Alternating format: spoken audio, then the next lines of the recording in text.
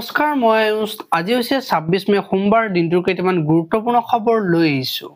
প্ৰথম খবৰটো হৈছে ৰাজ্যসভা নিৰ্বাচনৰ দিন ঘোষণা। 19 জুনত অসমৰ দুখন আসনৰ বাবে হ'ব নিৰ্বাচন।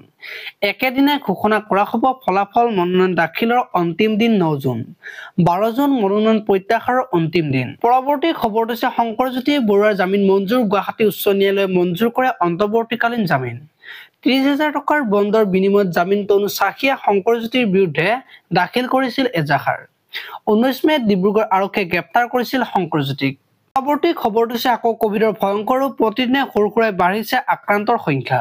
পৰৱৰ্তী খবৰটো হৈছে বিয়া ঘৰত বোমা নিক্ষেপ। কইনা শিশু মহিলাসহ 10 গৰাকী লোক নিহত। বিদ্যালয়ৰ পাছত এইবাৰ বিয়া ঘৰত বোমা নিক্ষেপ। সামৰিক শাসক জুণ্টা মিলিটেৰীয়ে নিক্ষেপ কৰিলে বোমা। পৰৱৰ্তী খবৰটো হৈছে কামাখ্যাত উপস্থিত ভাৰতীয় ক্ৰিকেট দলৰ মুখ্য প্ৰশিক্ষক গৌতম গম্ভীৰ। দিনৰ 1 বজাত বিমানেৰে উৰা মাৰিব দিল্লীলৈ। পৰৱৰ্তী খবৰটো হৈছে অনাগত 4 দিনত ৰাজ্যত বতৰে ল'ব সংহাৰী ৰূপ। বতৰ বিজ্ঞান বিভাগৰ সতৰ্কবাণী। পৰৱৰ্তী খবৰটো হৈছে বাকীপাত চীনৰ পৰা এইবাৰ ফটো চুৰ কৰাত লাগিল পাকিস্তান। সঁচাকৈয়ে লাজ নাই পাকিস্তানৰ। লজ্জাহীন পাকিস্তানে সময়ে সময়ে কৰি অহা কাম কাজক লৈ প্ৰায় চৰ্চা হয়, কিন্তু এইবাৰ পাকিস্তানৰ লজ্জাহীন কাণ্ড দেখিলে আপোনাৰ হাঁহি উঠিব।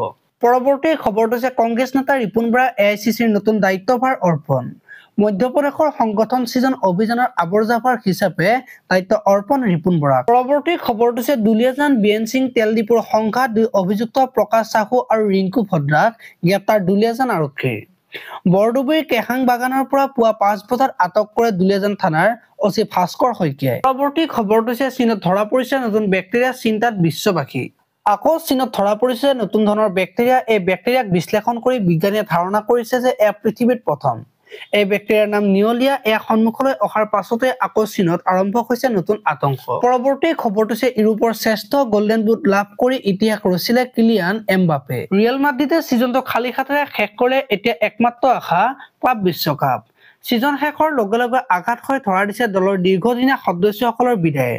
এই কঠিন সময়ত কিলিয়ান এমবাপে কিছু আশাৰ সঞ্চাৰ কৰিছে। তেওঁ ইউৰোপীয়ান গল্ডেন বুট লাভ কৰিলে। লা লিগাৰ অন্তিমখন মেচত 2টাকৈ গল দি তেওঁ বুট জয় কৰিলে। এই জয়ৰ ফলত ভিক্টৰ গেওকেৰেছে ইতিহাস ৰচনা কৰিব নোৱাৰিলে। পৰৱৰ্তী খবৰটো হৈছে চিকিৎসা গাফিলতিৰ বলি হৈ মৃত্যু শিক্ষয়িত্ৰী কংকনা বৰাৰ।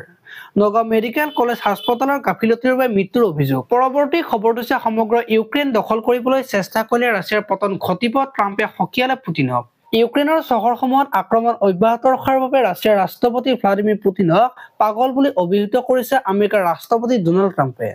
ট্ৰাম্পে লগতে সকীয়াই দিয়ে যে যদি পুতিনে ইউক্ৰেইনক সম্পূৰ্ণৰূপে দখল কৰিব বিচাৰে তেন্তে সেয়াই হ'ব ৰাছিয়াৰ পতনৰ কাৰণ। আজিলৈ ইমানে। আপোনালোকে যদি ভিডিঅ'টো চাই ভাল পালে তেতিয়াহ'লে লাইক কৰিব আৰু এনেকুৱা ধৰণৰ খবৰবোৰ সদায় পাই থাকিবলৈ চেনেলটো ছাবস্ক্ৰাইব কৰি বেল আইকনটো প্ৰেছ কৰিব। ধন্যবাদ।